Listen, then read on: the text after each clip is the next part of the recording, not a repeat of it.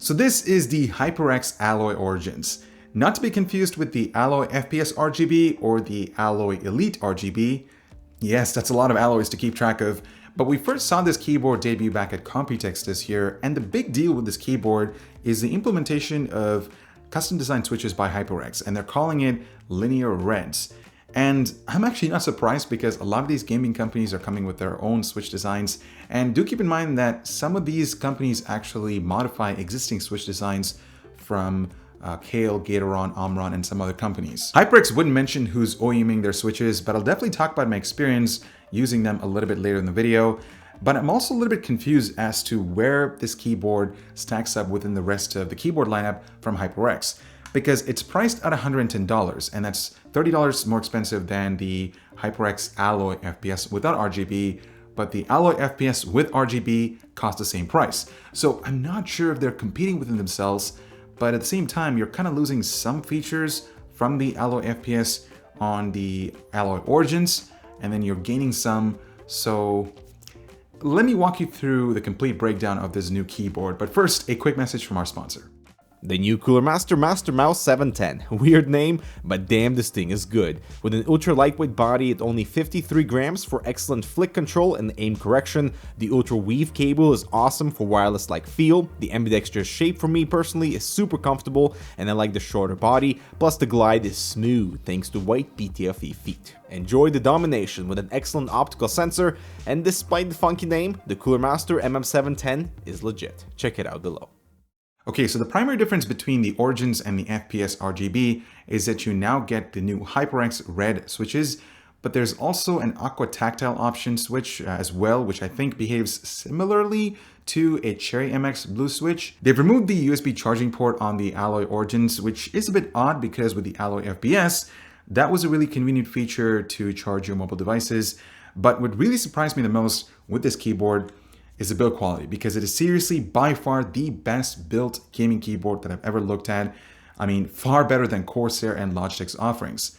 Why? Because the entire chassis, both at the top and bottom, are constructed out of aircraft grade aluminum, and it screams quality. It weighs more than a kilogram, and once you pick this up, you're definitely going to notice the quality that's gone into constructing this keyboard. It's seriously, I mean, I can destroy some things with this keyboard because of how rigid and solid it is, because man, for the price, I totally did not expect this. I really like the 3 adjustable keyboard tilt angles, especially since they add rubber feet below each level, which is really nice. The included USB-C to Type-A cable is 1.8 meters, which is adequate for cable routing. It is removable, and what's really cool is that in order to ensure stability for the connection, the port is recessed into the chassis, which is awesome. It's the little attention to details that make this keyboard stand out from the rest. The cable, however, is way too rigid. It's not flexible and can form kinks easily, and it would be a challenge to undo that. It's also really odd because the cable that comes with their gaming headsets are far more premium and a lot more softer and a lot more flexible compared to this mess. So seriously, I think this is a poor implementation from HyperX. I'm pretty sure they can do better next time. Now, this is a full-size keyboard, but they've done their very best to minimize the form factor to make it look pretty compact compared to other full-size keyboards. The media playback controls are integrated within the function keys, but I would have loved to see a dedicated volume dial on the top right-hand side of the keyboard. You also get a game mode built into the F12 key, which locks the Windows key so that you don't accidentally jump into the desktop when you're gaming.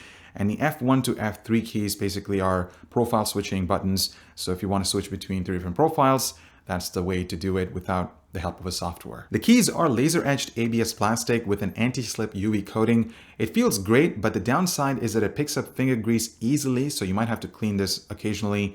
There's no key wobble, which is nice, and the concave key profile isn't too pronounced, and it guides the fingers really well. One thing that I did notice is that the heads themselves are bigger than traditional keycaps that I'm used to, like the Corsair K65 and my PBT double shot keycaps on the Vermillo TKL keyboard that I use on a regular basis, but I got used to this quickly. RGB lighting looks gorgeous across the board, and light spill is even, plus it's really bright too, and you can adjust the brightness in 5 levels. Font choice is good, but putting numbers and symbols next to one another instead of stacking them might seem odd, but I think HyperX did this to ensure even backlighting for all the text. I should also mention that if you decide to go with a static color scheme on this keyboard, you might be disappointed with the final output, especially if you go with certain colors. So if you choose white, it actually isn't pure white because there's a little bit of red spill that you'll notice, and that's because the actual switch housing is red in color and not clear, and it looks really weird. However, with other colors like teal, orange, and yellow, they light up just fine,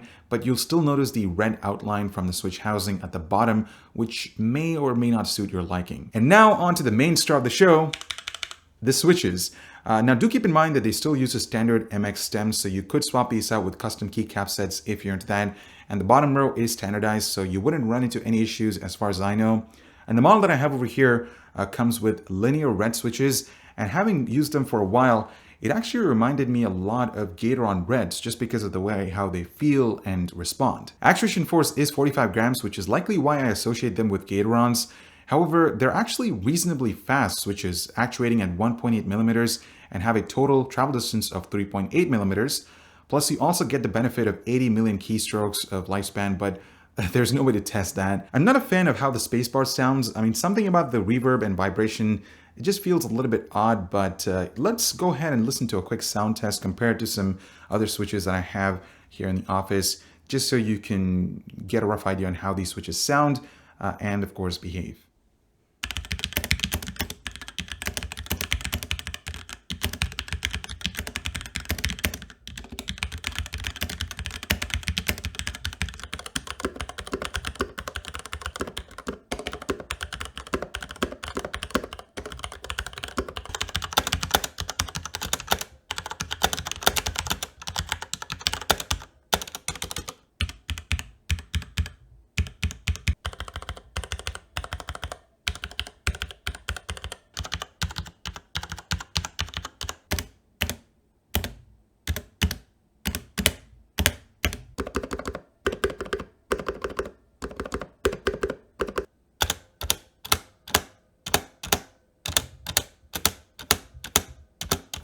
All right, so what's my verdict on these switches? Well, they are pretty fast. So if you're looking for a gaming keyboard, this will get the job done really well because the travel distance and the actuation point are fairly shorter compared to a standard gaming keyboard. But personally speaking, I still prefer my Cherry MX Speed switches because they still feel a lot more faster compared to the Alloy or the HyperX Linear Red switches. And I prefer them for both gaming and of course typing up scripts and doing other things as well on my system. So switch choices is completely subjective. This is certainly definitely a step away from your traditional standard Cherry MX Reds, but it's good to see something a little bit different from HyperX. And if you get the opportunity to try them in person, certainly do so. Taking a look at the driver software, you're greeted with the physical overview of the keyboard that instantly allows you to customize the lighting. And in order to change effects, you'll have to add them, and there are a bunch of effects that you can play around with. You can customize lighting per key, but the catch is you'll have to create a separate effect that'll allow you to set lighting for another key or set of keys. I find this really odd because it almost feels like you're working on Photoshop that's layer-based. So if you're someone who's customizing lighting per key, it's going to take you some time to get it right on the Origins.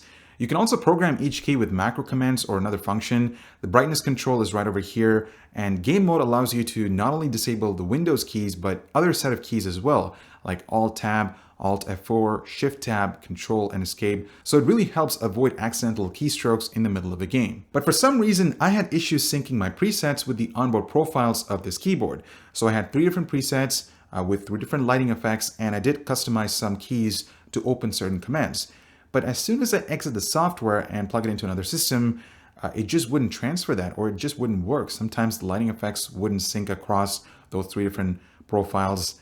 So I feel like there's a miscommunication issue with the driver software and the keyboard itself, or the memory controller that's built inside the keyboard. So that's a little bit odd. It could be my sample, but yeah, that was certainly frustrating. The new HyperX series from Corsair is a full water cooling ecosystem with transparent blocks for RGB goodness and built-in flow indicators, with soft and hard tubing available and a full array of fittings so you can design the perfect loop for you. HyperX by Corsair. Everything's linked below. So the HyperX Alloy Origins is just another gaming keyboard, guys. I mean, the only difference here is that it now comes with HyperX branded switches.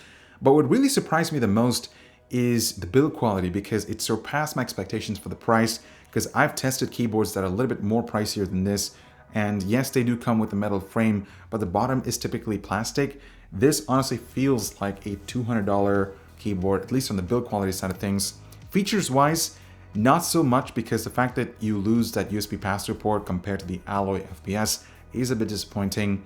And I would have preferred to see a volume dial on a dedicated volume dial or volume scroll wheel on this keyboard, because it is full size, so that would have been really cool to add. The switches are good for gaming, but for typing, I still preferred my Cherry MX speed switches, but that could be different in your case because switch choices are completely subjective. And finally, I do want to talk about the driver software, because with my sample, I had issues syncing my presets with the custom onboard profiles, which was frustrating to me. And that's definitely something that I wish HyperX would address with a firmware update. But yeah, guys, overall, it is just another gaming keyboard, but with new switches and a better build quality. That's pretty much it. Thank you so much for watching. Make sure to check out some relevant content over here. Subscribe and hit that notification button so that you don't miss out on new videos. I'm Ebor with Hardwarecanucks. Thank you so much for watching, and I'll see you in the next one.